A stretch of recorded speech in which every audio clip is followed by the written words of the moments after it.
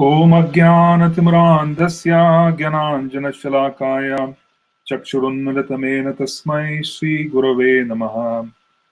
Shri Chaitanya Manobishtam Stapitamena Bhutale Swayam Rupa Kadamahyam Dadati Swapadantikam Vandeham Shri Gurum Shri Utapadakamalam Shri Gurun Vaishnavamscha Shri Rupam Sagrajatam Sahagana Raghunathanvitam Tam Sajivam Sadvaitam Savadutam Parijana Saitam Krishna Chaitanya Devam Radha Krishna Padan Sagana Lalita Vishakan Vitanscha He Krishna Karuna Sindho Dinabandho Jagatpate Gopesha Gopika Kanta Radha Kanta Namostate Tapta Kanchana Gaurangi Radhe Vrindavaneshwari Vrishabhanu Sute Devi Pranamami Hari Priye Vanchakalpatarubhyascha Kripa Sindhubhye Vacha Patitanam Pavanebhyo Vaishnavebhyo Namo Namaha. Sri Krishna Chaitanya Prabhu Nityananda Shri Advaita Gadadhar Srivas Adi Gaur Bhakta Vrinda. Hare Krishna Krishna Krishna Hare Hare Hare Ram Ram Ram Hare Hare. Hare Krishna Krishna Krishna Hare Hare Hare Ram Ram Ram Hare Hare. Hare Krishna Krishna Krishna Hare Hare Hare Ram Ram Ram Hare Hare. Namo Namo Aniruddhaya Hishikesha Indriyatmane Namaha Paramahamsaya Purnaya Nivritatmane Swarga Pavarga Dwaraya Nityam Suchi Sade Namaha Namah Hiranya Viryaya Chaturhotraya Tantave. Okay, Hare Krishna. So we are back again, continuing our discussion on Srimad Bhagavatam. We are in the first canto, and in the previous session, we completed chapter 14. And in this session, we're going to be doing chapter 15, which is the Pandavas retire timely. So there is a lot to be learned from this chapter. Very specifically, the focus of these chapters is to signify the advent of the symptoms of Kali. It is almost as if Kali Yuga is almost upon the planet, and there are certain observances which are occurring where the inauspicious symptoms, one of the most inauspicious symptoms, of course, in the hearts of devotees who are in deep separation, is the disappearance pastime of Sri Krishna and Balaram from the planet.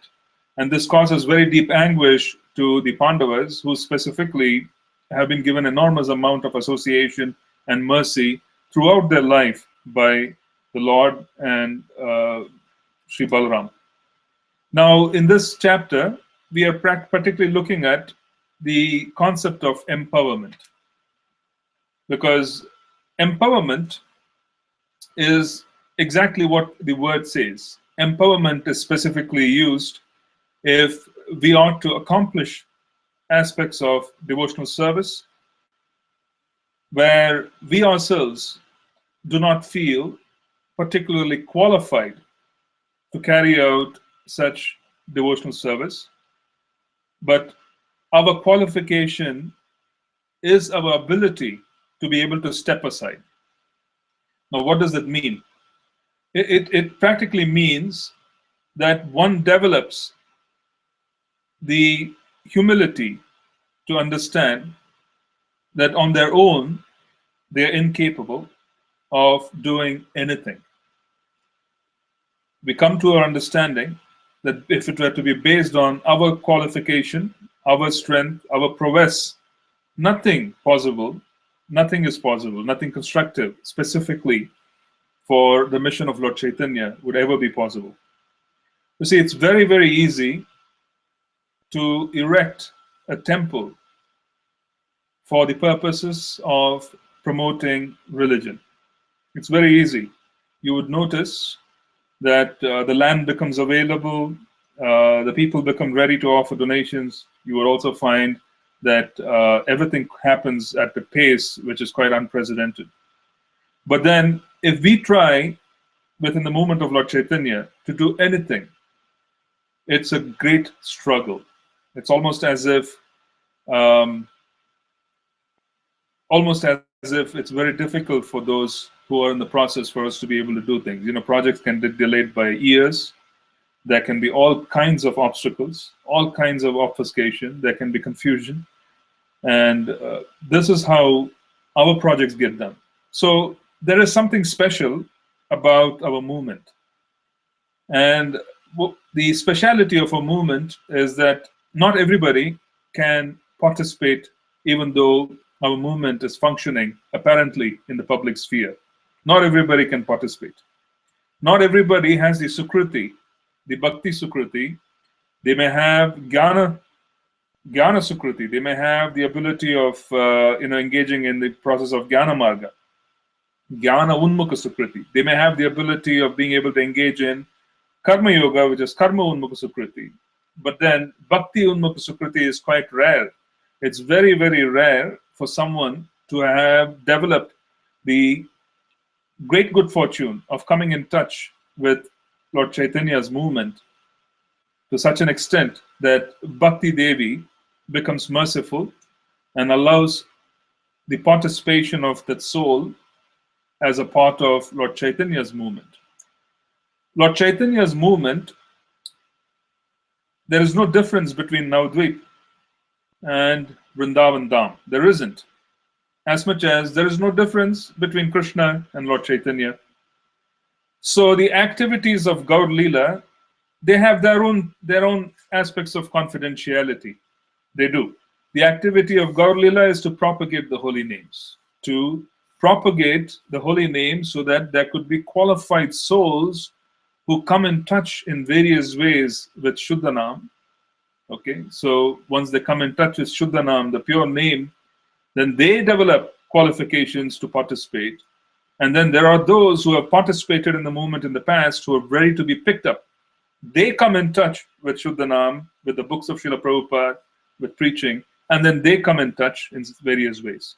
So the movement itself, as it says, it's quite dynamic, where what we're doing is we're going through a process of being able to set the stage to create Sukriti, Bhakti Unmukha Sukriti. And by creating this opportunity for Bhakti Unmukha Sukriti, the souls who come and pull the cart of Jagannath, the souls who partake in prasadam, the souls who lend their hand when we're offering perhaps some kind of service, you see. Very insignificant ways people can participate unknowingly.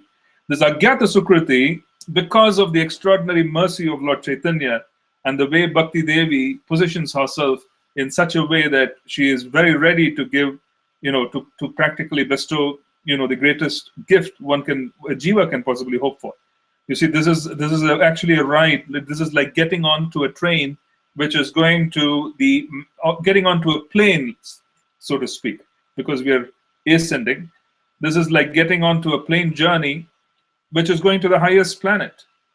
Incredible plane journey. So how many passengers will you take in such a plane? Shouldn't there be some kind of a ticketing system where a price needs to be paid? And the price is being said that the price that we pay for getting onto the plane of riding all the way to Golokadam is faith. And that faith itself is a qualification. Faith is not something which comes on its own. It's a qualification. One has to earn it. That's the reason why Prahlad Maharaj, Dhruva, the personalities in Srimad Bhagavatam are glorified. So again, coming back to the topic, the movement of Lord Chaitanya is non-different from the activities performed in Vrindavan. In Vrindavan, Krishna is in the center. In the movement of Lord Chaitanya, his names are in the center. Okay. Everybody is focused on the holy names. So what are we doing in this movement? We are practically facilitating the chanting of the holy names, the glorification of Shuddhanam, and we are passing it around, and we are able to grab as many souls as possible who can possibly come in touch with this particular Shuddhanam. Now, what is it which is so important? Just as much as not everybody is qualified to enter into Shuddha Bhakti in Vraja. Not everybody is qualified. That is why you have different Vaikuntha planets. That is why you have different gradations. Now, we are not trying to discriminate in terms of, superior, inferior. We are trying to say that there is this very personal, intimate aspect of Godhead which is being exposed in Vraja to the point where it can bewilder an ordinary soul. Not many would be able to understand the sweetness of, the Vrajavasi Krishna. Not many can understand. Many understand Dwaraka. everybody can understand the Dwarka concept. It's very difficult to understand the concept within Vraja. Now, the same confidential Vraja Krishna has come in the form of the holy names, and Lord Chaitanya, who is Rajendra Nandan himself, has come in the mood of his most beloved of devotees, Srimati Radharani. And why is Srimati Radharani so beloved? Because she has the highest degree and understanding of how to serve him.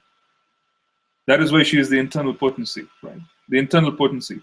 Why do we say that she represents Ananda? Why do we say that she is Hladini Shakti? It is because even Balaram does not have a sense of happiness unless he serves. You see, even Lord Balaram is Sevaka Bhagavan. He is not Bhagavan, he is Sevaka Bhagavan, where even he doesn't have an individual sense of happiness unless he serves. So he tries to serve in so many different ways. So now this internal potency of service, you see, it is Krishna's own potency which allows us to serve him. That internal potency of service is personified as Srimati Radharani, and that is why she is so special, because she represents the highest mood and the most pure mood of service to Krishna. Now, Lord Chaitanya comes in that particular mood, wanting to see is that how is it possible that they all experience such a great happiness? Why is it that Balaram, who is non-different from Krishna, incarnates as Lakshman to experience Dasya Bhav, which is pure service, unadulterated Dasya Bhav, which is pure service. He wants to experience that in Ayodhya, when at the lotus feet of Lord Sri Ram, he wants to experience this Dasya, right? Where he serves him day and night. So Krishna wonders what is so special about all of this, and then he descends as Mahaprabhu. He descends in the mood of Srimati Radharani because she is the Samam Bonam. She is the complete representation of the highest quality of service one can offer to Krishna. And he descends in that mood, and then he practically shows what exactly happens in Vraja. He practically shows the absorption, but then the absorption in his movement is absorption in the holy names and absorption in Shuddhanam, which is non-different from Krishna. Namanaminoho abhinnatvam, right? So now, once Shuddhanam is in the center, and we all start serving Shuddhanam in different ways, there can be completely different levels of service, and everything is equal because we are all trying our best to serve Shuddhanam. There could be people who are speakers, there could be listeners of speakers, there could be facilitators, there could be kirtaniyas, there could be cooks for bhoga, for prasadam, deity worship. All of this is a part of serving Rajendra Nandan Krishna in Gaur Leela as he is represented as the holy names. So without the holy names, there is no participation. And our qualification and our mode of advancement in Lord Chaitanya's movement is that we serve and we distribute the holy names by dedicating our lives to the distribution of the holy names in as many ways as possible. And that dedication, immaterial of whether we have engaged in any kind of special type of worship or whatsoever, will create opportunity for advancement. That is why Srila Prabhupada has completely encouraged in his books, he has laid the foundation where every purport he talks about differentiating the body and the soul. He touches upon what is body, what is soul, so that those who read it also recognize that, okay, I'm not this body. They recognize the very foundation of what one needs to recognize. And then they go on to recognize a few other aspects of it. And then he gives, some special aspects in certain verses of how to understand, the verse in line of Srila Vishwanath Chakravarti Thakur, in line of other commentators who have come in our line. So the point which we want to make here is that Gaur Leela is non-different from Krishna Leela, just as much as Sri Mayapur, Navadvip Dham, is non-different from Vrindavan. And for us to participate in Vraja Leela, ultimately, our method of participation is to serve the holy names, Shuddhanam, by furthering the mission of Lord Chaitanya in as many ways as possible based on our capacity. Now, I started out by saying it's very difficult to do things in our movement. Why is it so difficult? Because the process of our movement is such that, number one, not everybody is qualified to participate. So you may not really find so many eager and understanding for them to be able to come forward and participate. A few of them who are very fortunate do come forward. And those who come, they are very special. There's also the attribute of, Krishna's, one of the attributes of 64 qualities, that he is surrounded by very special souls. The fact is that those who are coming as a part of Lord Chaitanya's movement, they don't practice mundane religion. If you're really serious about Gaudiya Vaishnavism, you cannot practice it as you would mundane religion. This is a process which is going to require enormous amount of dedication, and the dedication itself is quite natural, and that is the whole purpose of giving classes, for us to be able to further the dedication of souls. Now, the other aspect of Gaur Leela and being able to achieve things in Gaur Leela is the fact that we cannot do anything on our own. We're completely unqualified. So what is our qualification? The greater and greater level of involvement in chanting of the holy names qualifies us in a manner where we can make ourselves available. We practically make ourselves available, and we are stepping aside so that Krishna can use us. Understand this. We make ourselves available and we step aside internally. We lose our particular situation where we try and work on ourselves, where we don't interfere with his process. That is surrender. You see, this process of being able to surrender requires humility. And that humility is required, and that humility will give a message to the participant in Gaur Leela that they on their own, he or she, is incapable, but wants empowerment. Now, why would someone in Gaur Leela who is constantly working on themselves, not wanting position, seek power? You see, why would you seek power when at one sense you don't want anything? You're working to get rid of the trappings of power in one sense, which are artificially binding us down. We are trying to work through our own blocks by moving away. Why do we want power? You see, the sense of power and empowerment in Gaur Leela does not happen unless there is compassion. That is the other reason why it's very difficult to do things in Gaur Leela. Very difficult to build projects specifically. The easiest thing to do is to be able to chant under the mercy of Sri Guru and Krishna. The toughest things to do is for you to manifest things here, and those things themselves, there are no guarantees on how things are going to be. There will be centers of test. Why is it so? Because there's a need for great compassion. If without compassion, you don't receive power. Why? Because number one, you have to be humble, where you recognize that you don't have the power. Number two, you also have to have a sense of why you need power without really feeling that you're asking for power to further entangle yourself. So that requires compassion.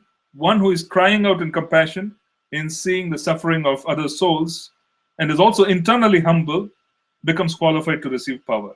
Because internally, as he is humble, he is already saying, I don't have the power. But since he is very compassionate, he wants to do things. You see, this was the position of Srila Prabhupada. The position of Srila Prabhupada and the great accomplishments which he did in such a short period was exactly that. If you notice all his prayers and all the writings, he keeps talking about himself being completely unqualified. But what motivated him to leave Vrindavan at the age of 70? What would motivate an elderly, distinguished, gentleman who is a practitioner of Krishna consciousness to leave Vrindavan, cross the seas, get into a ship, and then take all this trouble over the next 15 years, 10 years, train people who had absolutely no idea of what it was all about, at least in the beginning, right? Representatively.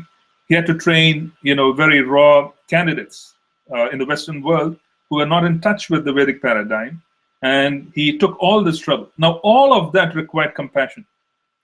The power came when there's humility as well, because there's great compassion. That great compassion recognizes the suffering of others and wants to do something. And then the great humility which is within recognizes that I don't have the power to do anything, so I need your help. Okay? So now when a candidate has great humility and also great compassion, in other words, the compassion is allowing the person to see what needs to be done because he's seeing the suffering of others. And he also has great humility where he knows that he can't do anything on his own. Then Krishna steps in. This is what we mean by saying that Gaur Leela to accomplish things, long-standing accomplishments, like Srila Prabhupada, for example, whatever he accomplished is very long-standing, sustainable accomplishment. For sustainable accomplishment, one needs to be able to step aside. One needs to be able to step aside for Lord Chaitanya to use us. It's very important. Now, that particular phenomenon of making ourselves available for Lord Chaitanya to use us, and making ourselves available, and also having the humility and compassion. And humility and compassion, they are both gifts of chanting the holy names. Humility and compassion are gifts of chanting Shuddhanam. And I explained what is Shuddhanam. The pure name of Krishna is the name of Krishna chanted with complete knowledge and involvement with Sambandha, which is complete knowledge of the relationship with Krishna, action with such knowledge, and with a complete understanding of the goal, Prayojana. So there's Sambandha, there's Abhideya, there is Prayojana. All three are fully present to the chanter, that is Shuddhanam. Okay? Now, pure name, when it is being chanted, will invoke prema. And the point we wanted to make was that in terms of wanting to chant the pure name, it automatically gives the person with humility and compassion. Both humility and compassion are gifts received when one chants the pure name. So serious chanting is the foundation for everything in our movement. Everything. Because without serious chanting of the holy names, one will not develop compassion. Without serious chanting, one will not develop humility. And without humility and compassion, one will not receive empowerment. Without empowerment, nothing can be accomplished, because on our own, we are completely ineligible to even participate in this Gaur Leela. Okay? So that is something which we have to come to terms with. We have to come to terms with the process. Okay? Now, in this particular chapter, the Pandavas retire timely. We are seeing instances of the humility and the understanding which comes to Sri Arjuna, where he talks about all his accomplishments, and he reflects that with realization that none of those accomplishments would have been possible if Krishna had not stepped in. Okay? So I'm going to read the verses now and the translation. Om Namo Bhagavate Vasudevaya.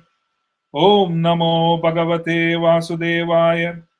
Om Namo Bhagavate Vasudevaya. Sutau Vacha Evam Krishna Sakaha Krishno Bhattarajna Vikalpitaha Nana Sankaspadam Rupam Krishna Vishlesha Karshitaha. Sutta Goswami said, Arjuna, the celebrated friend of Lord Krishna, was grief-stricken because of his strong feeling of separation from Krishna, over and above all Maharaj Yudhishthira's speculative inquiries. Shokena sushyadvadana hrit sarojo hata prabha vibhum tam evanusmaran nasaknot pratibhashitum. Due to grief, Arjuna's mouth and lotus-like heart had dried up. Therefore, his body lost all luster.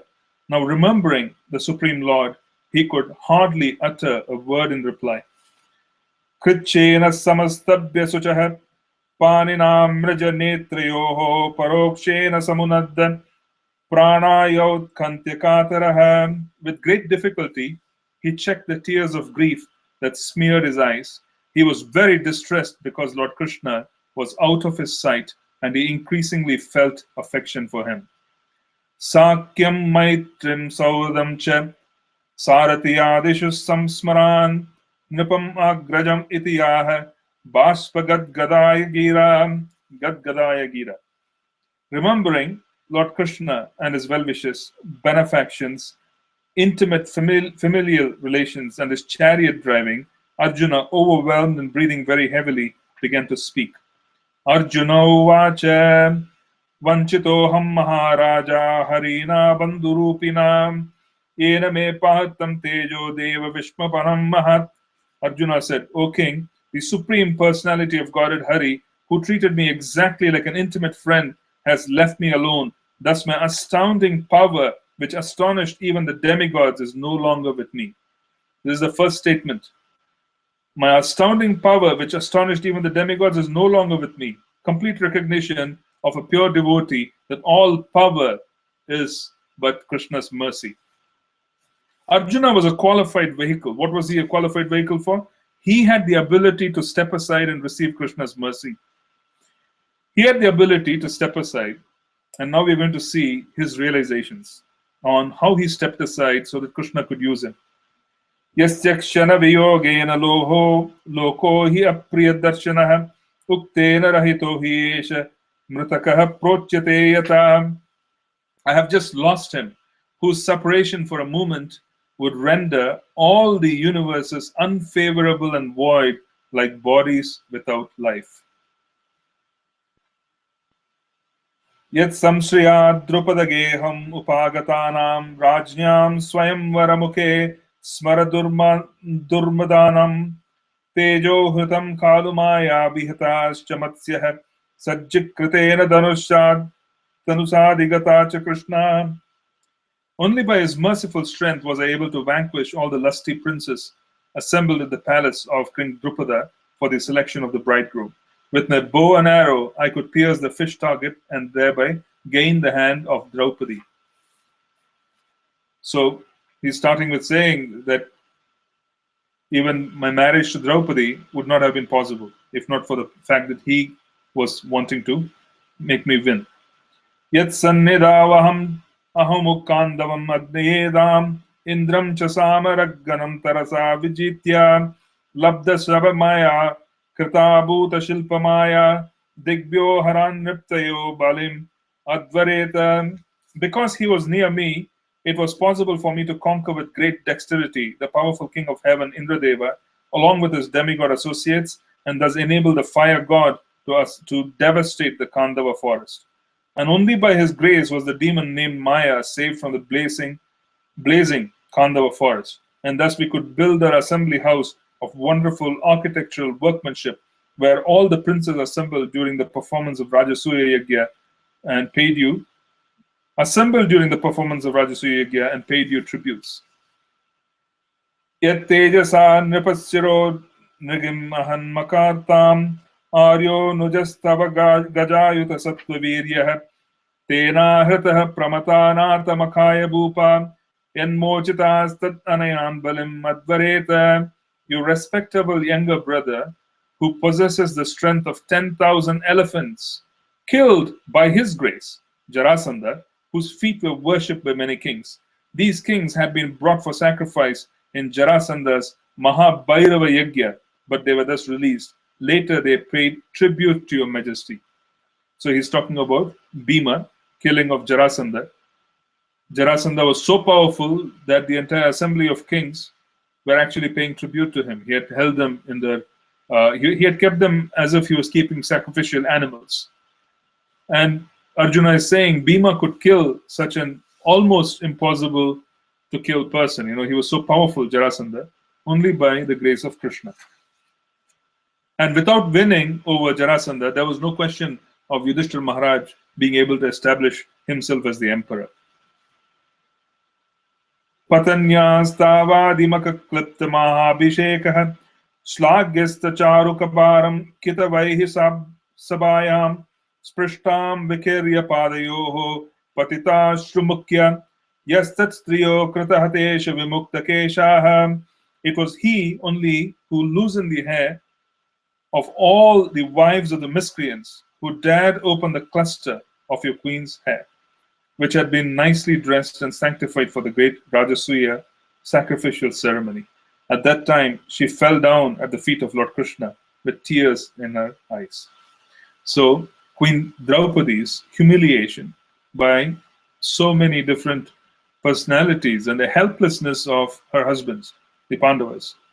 That particular scenario is also being reminded by Arjuna, saying that your honor, because it was his honor which was being assailed, which was being humiliated, would not have been saved if not for the intervention by the Supreme Lord. And that intervention happened because Draupadi let go and she surrendered, and Krishna intervened.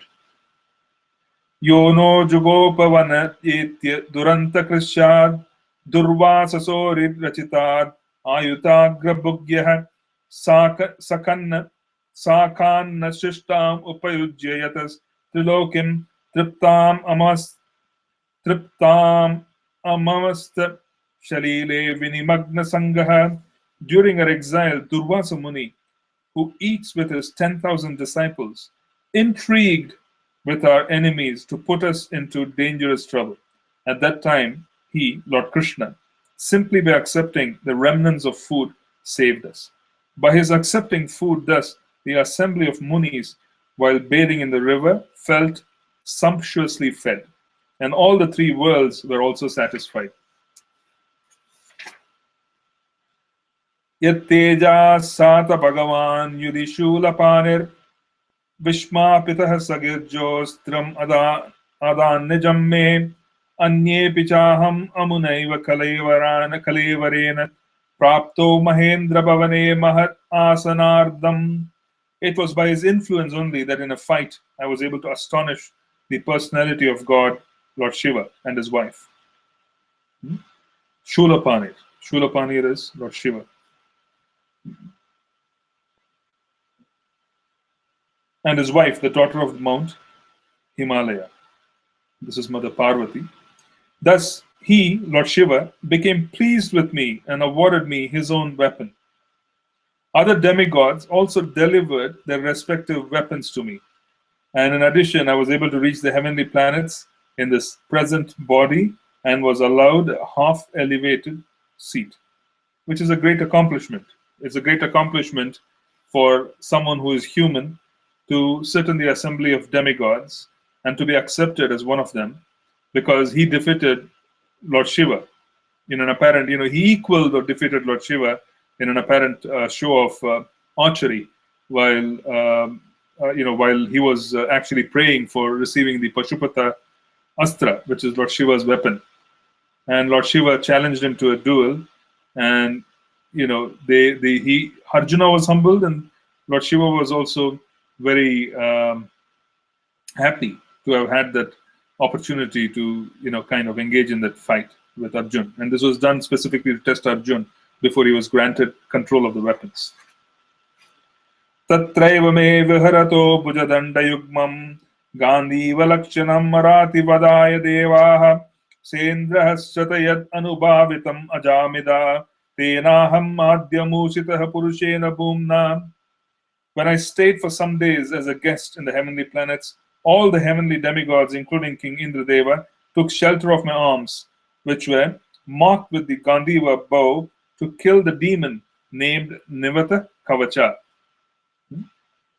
O King, descendant of Ajamida, at the present moment, I am bereft of the Supreme Personality of Godhead, by whose influence I was so powerful.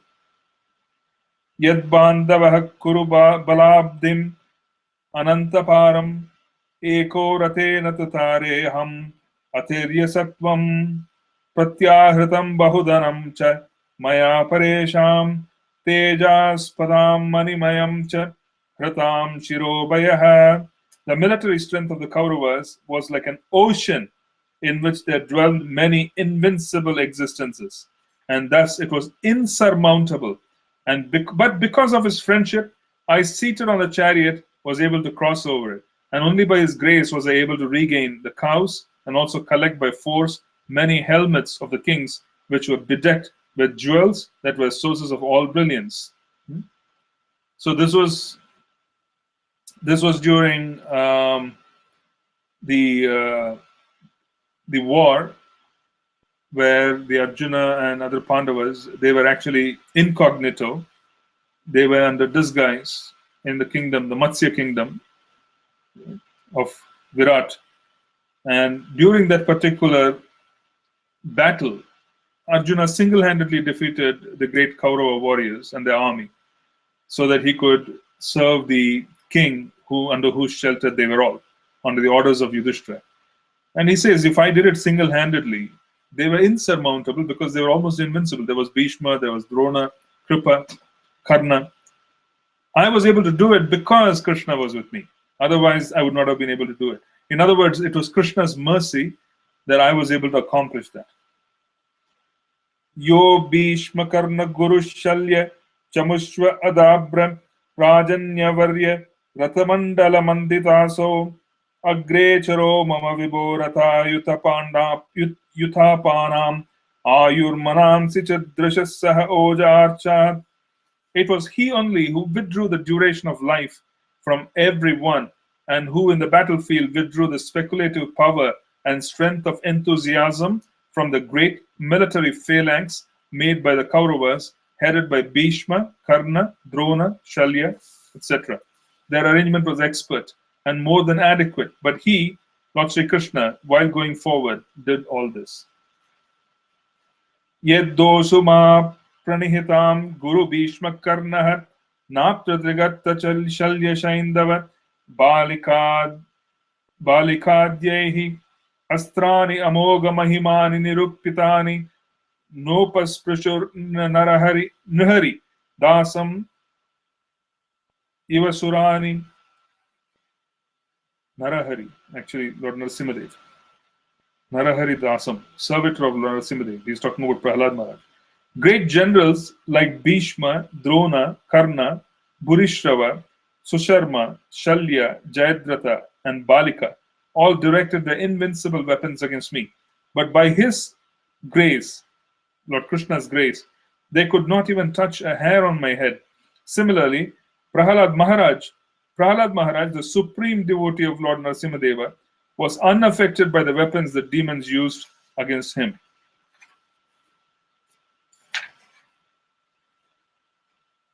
Sautyevrataha Kumatinat Madaishwaro me Yat Pada Padmam Abhavaya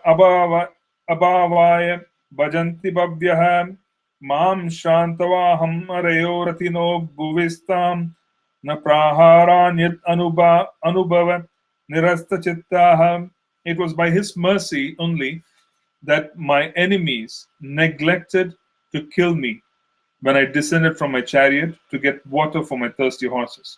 And it was due to my lack of esteem for my Lord that I dared engage him as my chariot driver, for he is worshipped and offered services by the best men to attain salvation.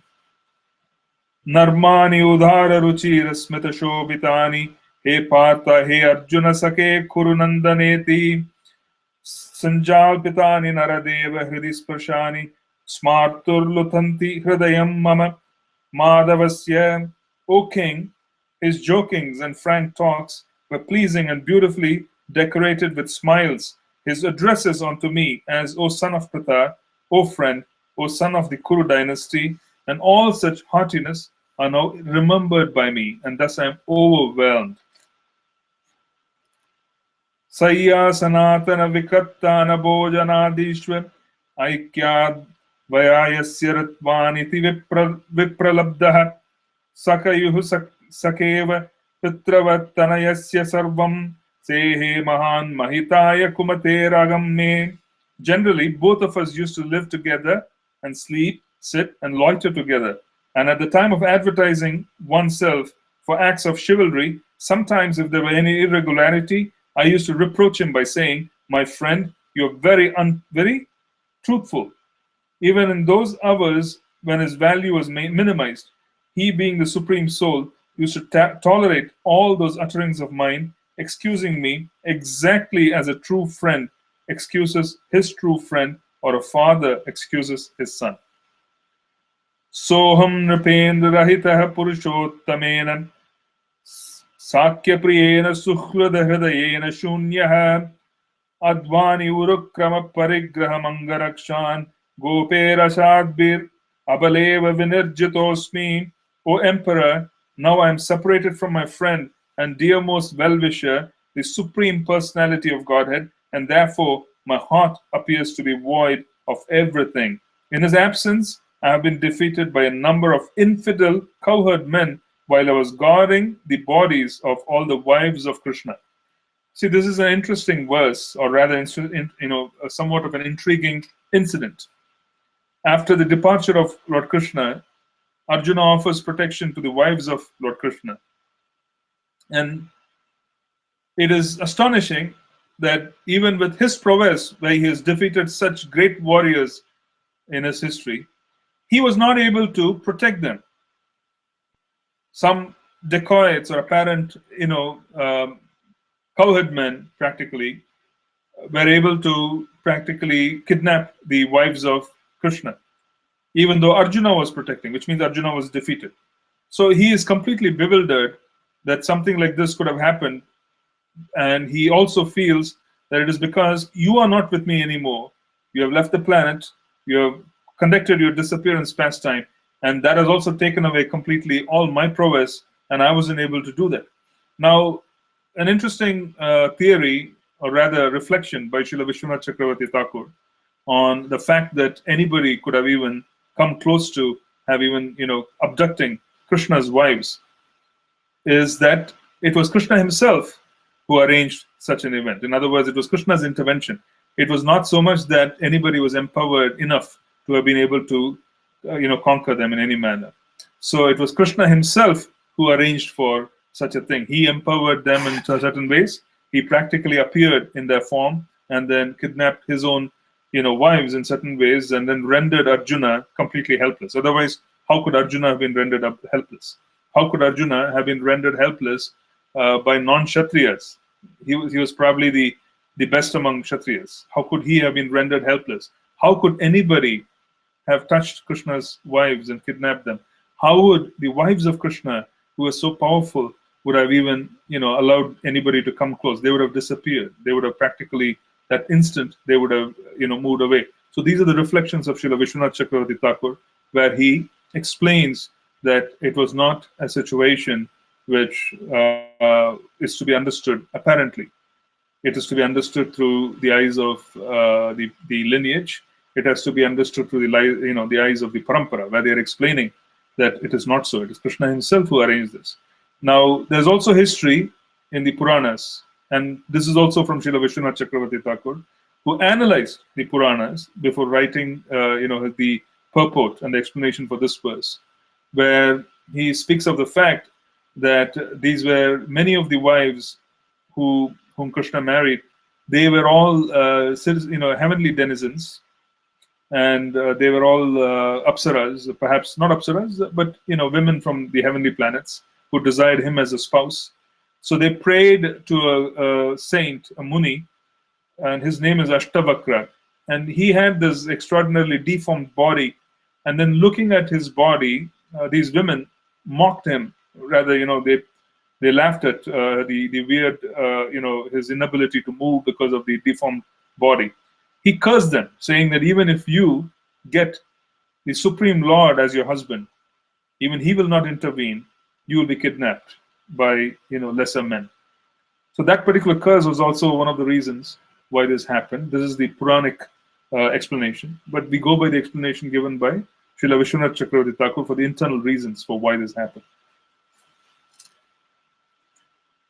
Tadvai danushtai shavah sarato hayaste soham ratina nipatayo yatha namanti sarvam shanena tad abud asadi shariktam basman hutam kuhakaradam yoptam ushyam. I have the very same Gandiva bow, the same arrows, the same chariot drawn by the same horses, and I use them as the same Arjuna, to whom all the kings offered their due respects. But in the absence of Lord Krishna, all of them, at a moment's notice, have become null and void. It is exactly like offering clarified butter on ashes, accumulating money with a magic wand, or sowing seeds on barren land. Sowing seeds on barren land, nothing will come of it. Accumulating money with a magic wand, the idea is that it would disappear. And then offering clarified butter, which is ghee, on ashes. Rajam tvayanupristhanam suhridam nah suhridpure viprashapa vimuddanam nignatam mustibirmitah varunim madiram pitva madonmatita chetasam Agyatam Ivano Yonya Chatu Panchava Seshitaha. O king, since you asked me about our friends and relatives in the city of Dwaraka, I will inform you that all of them were cursed by the Brahmanas, and as a result, they all became intoxicated with wine made of putrefied rice and fought amongst themselves with sticks, not even recognizing one another. Now, all but 4 or 5 of them are dead and gone. Praye naitad bhagavata Ishwarasya viche stitam mito nigananti bhutani bhavayanti cha yanmitaha. Factually, this is all due to the supreme will of the Lord, the personality of Godhead. Sometimes people kill one another, and at other times they protect one another. So it is all Krishna's will. The people are being moved like puppets. Jalokshamam jale yadvan mahanto danti aniyasyasaha durbalan balino rajan mahanto balinamitaha evam baliste yadubir mahadbir itaran vibuhu yadubir anyonyam bubaran sanjaharaha. O king, as in the ocean the bigger and stronger aquatics swallow up the smaller and weaker ones, so also the Supreme Personality of Godhead, to lighten the burden of the earth, has engaged a stronger Yadu to kill the weaker and the bigger Yadu to kill the smaller. Desha kalat yuktani hrit tapopasamani chat haranti smaratas chittam govinda bihitani me.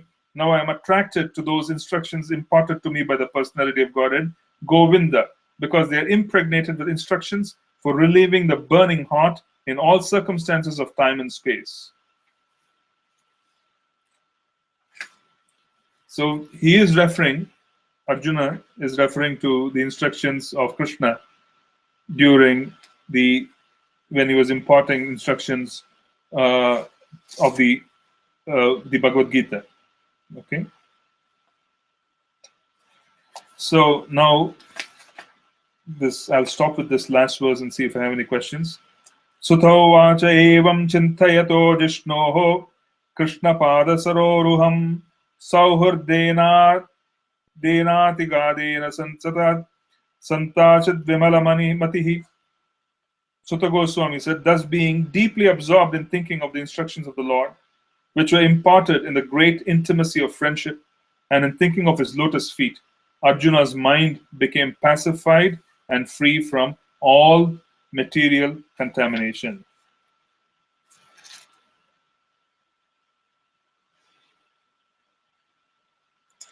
I think I'll stop here, and then we'll continue again in the following week, the next session, from the next few verses of this chapter. So it's a very interesting chapter with all kinds of instruction on the ability of devotees to act. And since it is very contextual for us to also understand how and what needs to be done for us to be able to make advancement. We cannot enter into Vrajalila. There is no question of us being able to enter into the pastimes of the Lord in Vraja. But Lord Gauranga's pastimes are non-different. And we have the ability to enter into his pastimes. And the passage or the entry is for us to be able to call upon the holy names. So sincere chanting will automatically enable us to engage in service of Lord Chaitanya. And when we engage in the service of Lord Chaitanya, we are participating in Vrajalila as well, because Gaur Leela and Vrajalila are non-different. And for us to participate in Gaur Leela, in the process of being able to spread the mission of Lord Chaitanya, and this is not being spread by us, it is because he has spoken, and as a consequence, he has said that his name will be spread. He has said that the holy names will be spread all over the world. Because he has said that, whoever takes up that order on their shoulders will receive empowerment. So our business is to make ourselves available. Our business is to be able to chant. By chanting, one develops humility, one develops compassion. That becomes a fitting vehicle to receive empowerment. And one receives empowerment, then there are deeper and deeper realizations that follow, because one is using and being used by the Lord. So he's seeing things quite differently. That is the epitome of being a servant of Krishna and of the holy names.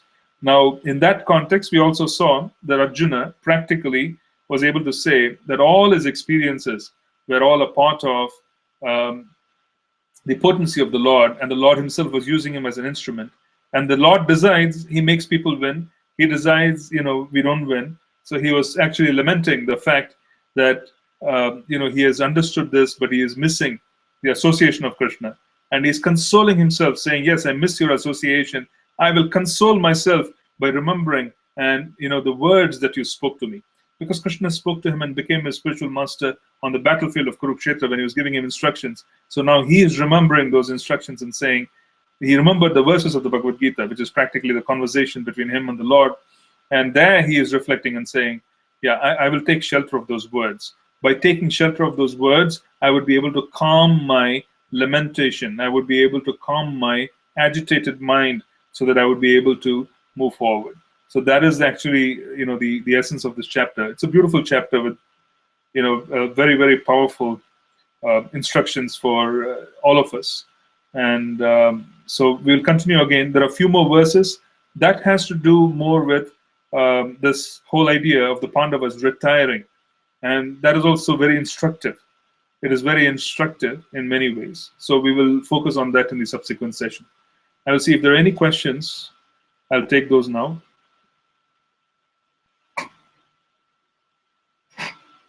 Can you explain if feeling separation and wanting Krishna? Is this also a tendency of wanting to enjoy that a conditioned soul always feels?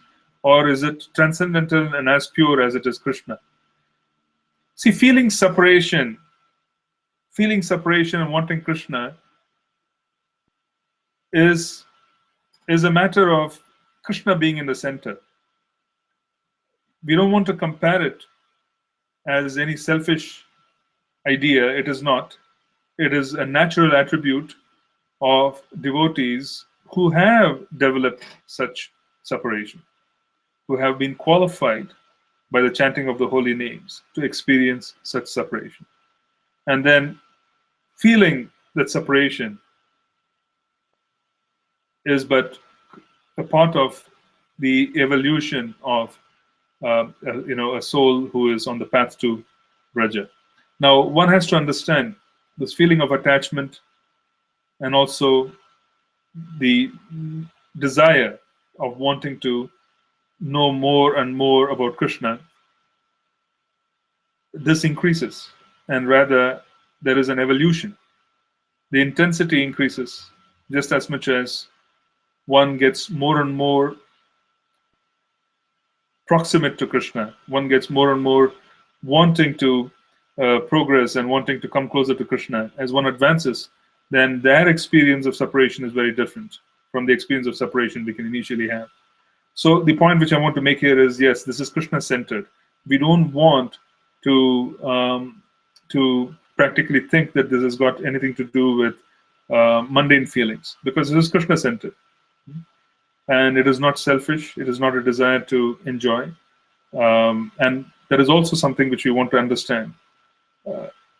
We are pleasure seekers by nature. We cannot really move away from Ananda, because qualitatively, when Krishna is Sat, Chit, and Ananda, we are also seeking eternity. We want happiness which is uninterrupted. We are also seeking knowledge, because we also are part and parcel of Krishna. Since we are part and parcel of Krishna, Ananda is also a part of who we are. So we don't need to feel guilty that we want to enjoy and we want to practically, feel Krishna consciousness and the happiness of, making advancement and so on and so forth. We don't want to feel guilty. It's a wrong idea. We want to be able to understand that Krishna consciousness, it is very pleasurable, and there is no selfishness involved in the pleasure, which is the natural condition of the soul. How can we prevent knowledge of cause and effect from interfering with being compassionate? Compassion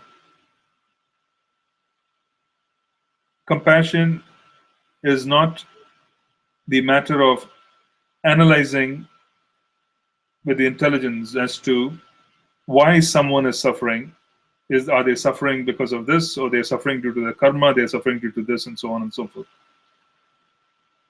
Compassion is a natural condition of those who are advanced in Krishna consciousness. Someone who is of a higher nature will not be able to understand why someone of a lower nature is acting in the manner they do. Now, this compassion of someone of a higher nature is not done with confusion. It is not so much done with confusion about what to do to alleviate suffering. They're very clear. They know that they have to distribute the holy names. They have to be able to engage them in the service of the Lord. They're very clear about how to alleviate this particular condition. So there is no lack of clarity. So since there is no lack of clarity on how to alleviate, and also a need where there is no need for us to really look at cause and effect, for us to be able to extend ourselves in service, there really isn't any impact. There isn't any impact. There is no interference, because the ultimate action that comes out due to compassion is for them to be connected to Krishna, for them to be connected to Lord Chaitanya. That is the ultimate act of compassion which comes out. Srila Prabhupada used to cry when he used to see very rich Western retired gentlemen playing golf. Who will cry seeing Western gentlemen playing golf? It's not a situation which is worthy of tears. So where is the question of cause and effect coming there? He used to cry, literally. And he used to say that they're wasting their time. They're 70 years old, perhaps older. They're wasting their time. They could be leaving their bodies and they have no realization whatsoever that they are playing a very dangerous game. They're wasting their time, doing what they were doing. So now where does the whole concept of cause and effect come? So our concept of suffering and the elevated soul's concept of suffering is very different.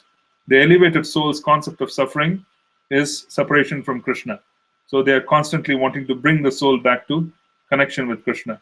Our concept of suffering is very mundane. That's where the cause and effect situation comes in, where we start analyzing, saying that, oh, someone is suffering and someone is not suffering. Who needs help? We make this distinguishing characteristic based on the bodily layer, where someone is suffering, someone is not suffering. But the elevated soul's concept of suffering is very different. Their concept of suffering is separation from Krishna. Since they feel separation from Krishna, they wonder, how is it possible that others, they are able to bear this separation? That is what prompts them to make the arrangements they make. They don't go around engaging in activities on the bodily platform. At the bodily platform, then there is this whole idea of cause and effect. But here, that is not so.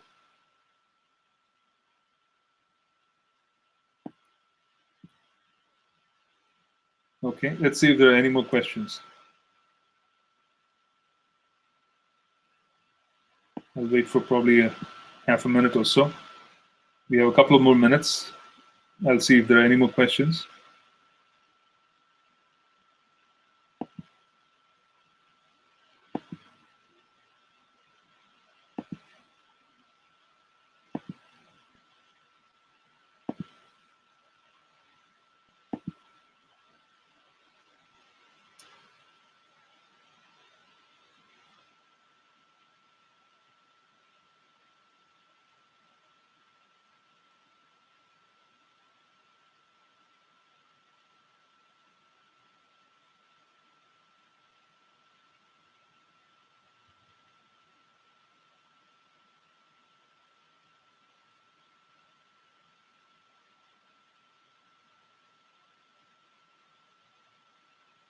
All right, so we'll stop here because we don't see any more questions. So thank you for your participation.